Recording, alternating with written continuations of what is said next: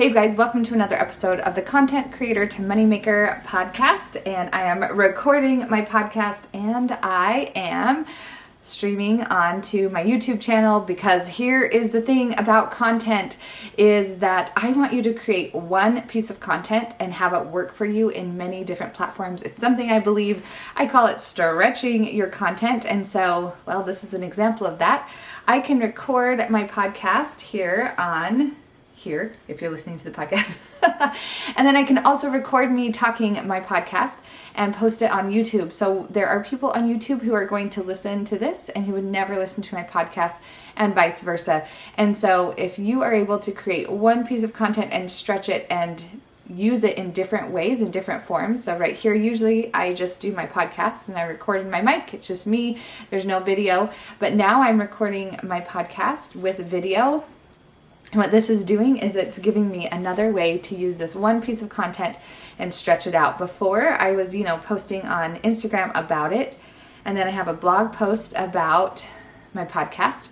But this is just a way to reach new people. And so I definitely recommend if you are creating a piece of core content, so what I call core content, one piece of content that you commit to creating every month, then I encourage you to look for ways that you can stretch it out. I have a bunch of podcast episodes all about it. So thanks for being here. Today we're going to be talking about how to get what you want in business and in life. And this is going to be a fun episode full of stories. And guess what? I want you to get what you want. I do. I think that you are put here for a reason. You have so many gifts, talents, and strengths, and you want good things. You do. If I had $1 million to give to someone, I would give it to you people who I know are good and kind and would, you would do so much good with it. And so I am excited because I know that what you want are good things.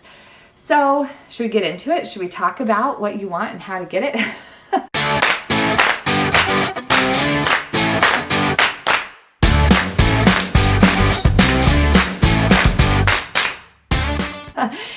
It's been a really funny experience. So I have a coaching group. It's called Michelle's Moneymakers, and you should totally join. If you use Michelle 10 at checkout, it's just $29 a month, and you get access to me every day. I come at you with a business lesson, and we have Q&As where I actually respond back to you about your questions, and it's all video, and it's in a personal app. So there's no other distractions. It's not in a Facebook group.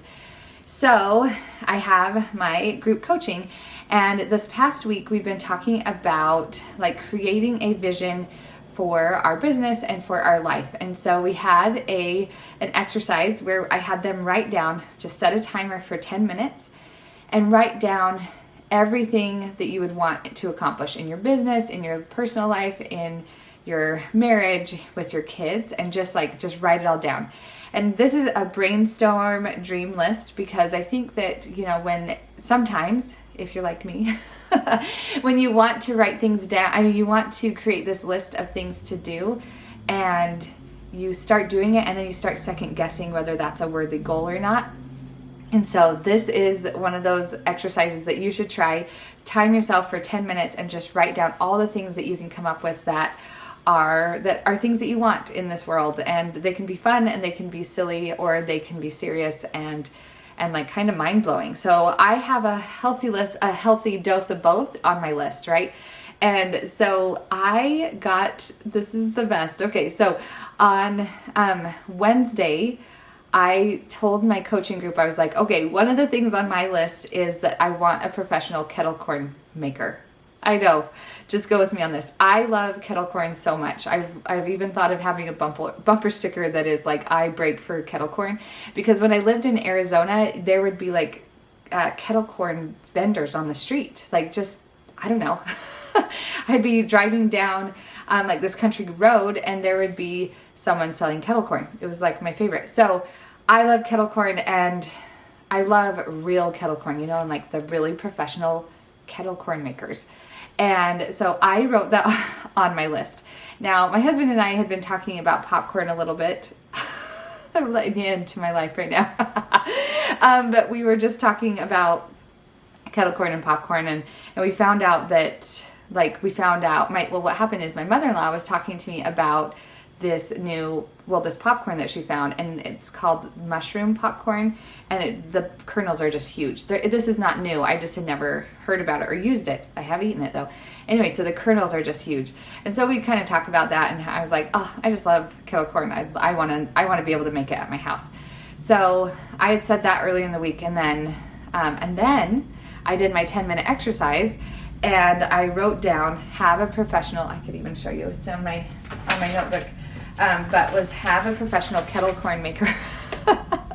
Okay, so I wrote that down on Tuesday, and then my husband, oh, this is the best. So my husband came to me on Wednesday, and he was like, okay, Michelle, I wanted this to be a surprise, but I need your go ahead on this. He said, hey, I found a professional kettle corn maker and I want to buy it for you. What?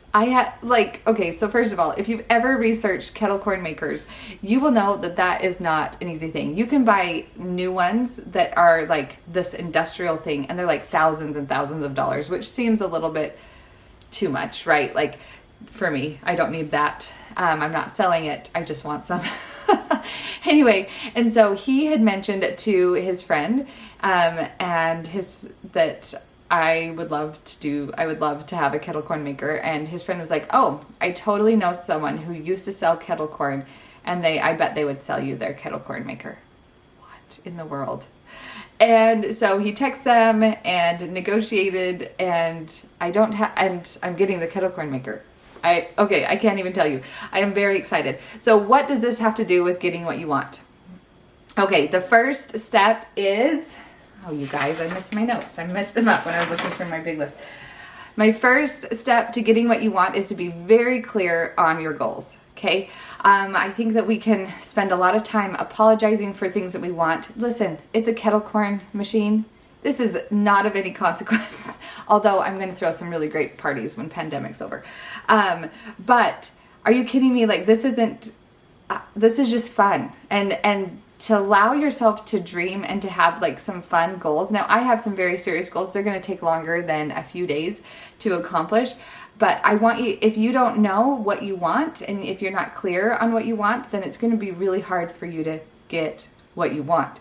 So I'll tell you what I want. I want you to write down very clearly the things that you want. Do this 10-minute exercise and just let yourself write it all out. And there's going to be fun things. There's going to be silly things. There's also going to be serious things. And there's going to be some things where you are going to realize that, oh, I really do want that. And I've never said it out loud. And I've never written it.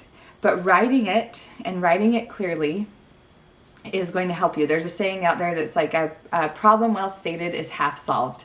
A problem well stated is half solved. I would say a goal well stated is half accomplished. Just putting it out there, and the reason why this happens is because of step number 2.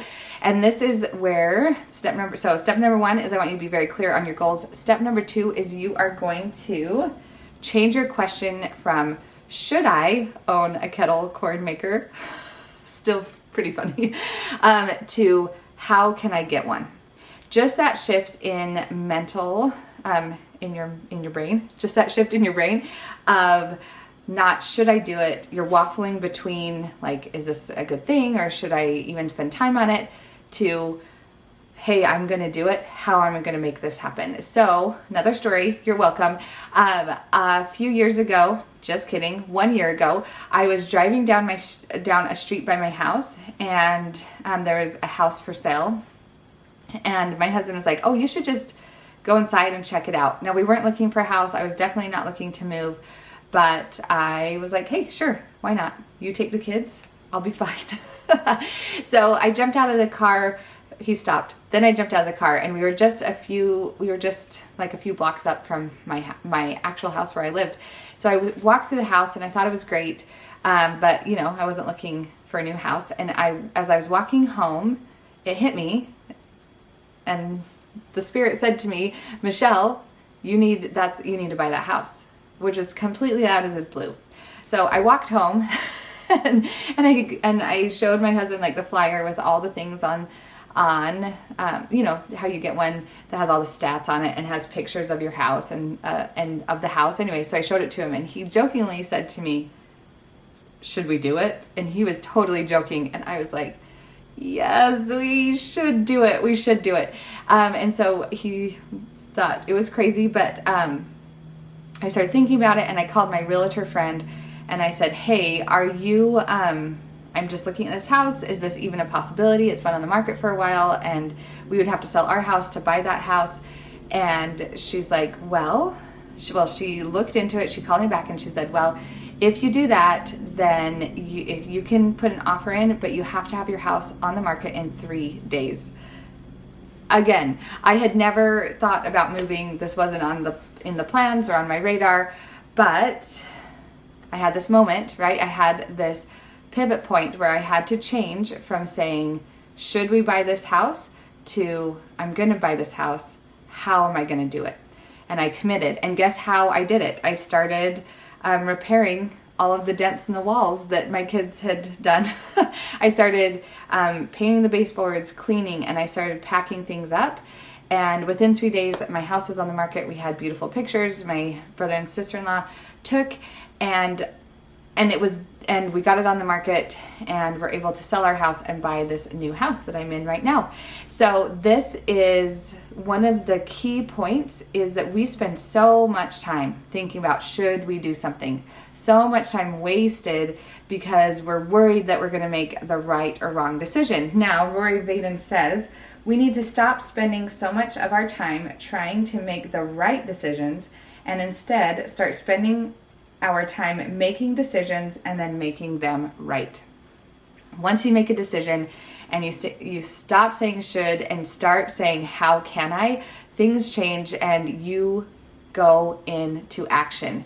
And when you changing it from should to how makes you take action, and that's exactly what we need to do. Is we need to stop waffling and saying, am I gonna should I do this or should I not, and start taking action. And it can happen by just changing that one little word. Not should, don't should on yourself, but say how am I going to make this happen. All right, so that was number 2. Number 3 is a lesson that I learned from Steve Jobs. It's to be bold in your ask. Okay, so we've asked our question. We are committed to doing it, right? We're not saying should we do it? We're saying how can we do it? And then be bold in asking that. So there are so many stories about Steve Jobs and how he was really bold in his ask. And even the person who designed his logo, the Apple logo, was way out of Steve Jobs' league, but he was so persistent. He called him every day for 2 weeks until he just said, whatever, I'll just do it for you. Okay, but when he was 12 years old, he was in a, it was called the Explorers Club. And it was like a computer club where they built things, and he was building this computer, and he was missing one part. He couldn't find it anywhere. And so he looked in the phone book and called up Bill Hewlett, who was the owner, CEO of Hewlett Packard, which was the biggest computer company. He called him on his phone, on his house phone. Can you even imagine?